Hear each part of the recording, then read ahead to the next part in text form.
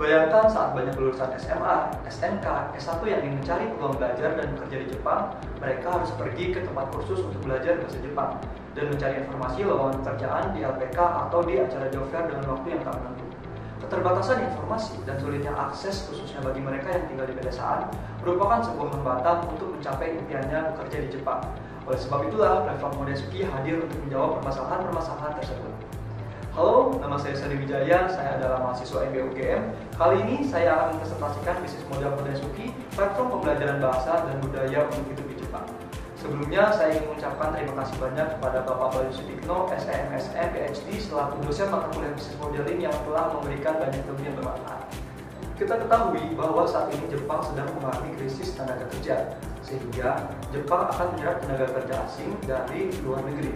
Berdasarkan sumber dari Parsons Research dan Toyo University Japan, Jepang diperkirakan akan mengalami kekurangan tenaga kerja sebanyak 5,05 juta orang di tahun 2025 hingga 6,44 juta orang di tahun 2030.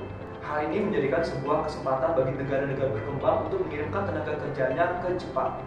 Menurut data dari Badan Pelayanan Imigrasi Kementerian Kehakiman Jepang, pada Desember 2023 terdapat 149.101 warga negara Indonesia di Jepang. Dari jumlah tersebut, proporsi terbesar adalah peserta pemagangan, yaitu sebanyak 74.387 orang. Secara tidak langsung, fenomena ini akan menurunkan tingkat pengangguran terbuka di Indonesia. Katakanlah sebagai data berikut, tingkat pengangguran terbuka di Indonesia menurun hingga di poin 4,82 pada Februari tahun 2024. Dengan peluangnya bekerja di Jepang, gaji besar di Jepang, secara tidak langsung hal ini merupakan salah satu kesempatan bagi warga negara Indonesia untuk dapat bekerja atau magang kerja di Jepang. Sehingga warga negara Indonesia yang ingin bekerja di Jepang memerlukan beberapa persiapan.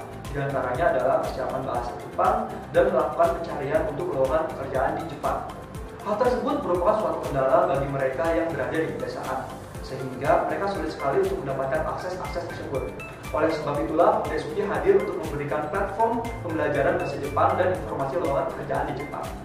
Berikut adalah produk dan layanan dari platform Modesuki. Yang pertama mengenai program pembelajaran dan yang kedua adalah lowongan pekerjaan. Untuk program pembelajaran sendiri, yaitu terdiri dari yang pertama adalah video pembelajaran. Member dari Modesuki akan mendapatkan video-video pembelajaran bahasa Jepang secara lengkap. Dan yang kedua adalah latihan soal JLPT. Setelah melihat video pembelajaran, mereka bisa berlatih soal JLPT, yaitu soal untuk melatih kemampuan bahasa Jepang. Yang ketiga adalah kelas online. Bagi member Modesuki yang merasa bahwa video pembelajaran ini kurang, maka mereka bisa mengikuti kelas online, di mana mereka dapat bertanya langsung kepada guru bahasa Jepang. Dan yang keempat, yang tak kalah penting, yaitu kamus bahasa Jepang. Mereka bisa mengakses langsung keempat program pembelajaran tersebut, yaitu video pembelajaran, latihan soal JLPT, kelas online, dan kamus bahasa Jepang dalam satu platform sekaligus. Produk dan layanan yang kedua adalah lowongan pekerjaan. Di sini Modesuki akan bekerja sama dengan 476 sending organization yang ada di Indonesia, dan selain itu Modesuki pun akan bekerja sama dengan Japan, yaitu dari Kementerian Ketenagakerjaan Republik Indonesia. Yang dimana kedepannya platform Modesuki akan menampilkan lowongan-lowongan pekerjaan yang tersedia di sending organization dan Japan. Berikut adalah strategi yang akan digunakan oleh Modesuki, yaitu strategi 3 pola.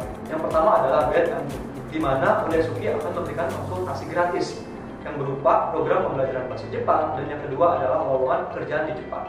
Yang kedua adalah Freemium, di mana Modesuki akan menyediakan akses gratis ke beberapa materi pembelajaran online. Namun, untuk materi-materi tertentu, mereka harus melakukan pendaftaran untuk menjadi membership Modesuki. Yang ketiga adalah Beyond Advertising, di mana di sini Modesuki akan memasang informasi lowongan pekerjaan yang tersedia di Sender Organization atau SO dan Japan. Dan yang kedua adalah Modesuki di sini akan memberikan platform untuk menyediakan layanan e-commerce untuk penjualan produk yang mendukung pembelajaran bahasa Jepang seperti buku, kamus, dan kanjikan. Berikut adalah bisnis model kanvas dari Modesuki. Yang pertama adalah revenue sources atau revenue stream, di mana Modesuki akan mendapatkan pendapatan dari yang pertama adalah pengguna yang memakai layanan premium, dan yang kedua adalah iklan lowongan dari pekerjaan dari Jepang, dan yang ketiga adalah bagi hasil penjualan buku pembelajaran bahasa Jepang atau Modesuki dan lain sebagainya. Untuk strukturnya sendiri, yaitu terdiri dari pertama adalah pembayaran guru bahasa Jepang, IT development, operational cost, dan promotion. Untuk value proposition-nya, yang pertama adalah akses belajar bahasa Jepang hingga pemberangkatan untuk bekerja atau magang di Jepang. Yang kedua adalah guru yang berkualitas. Yang ketiga adalah video pembelajaran yang menarik.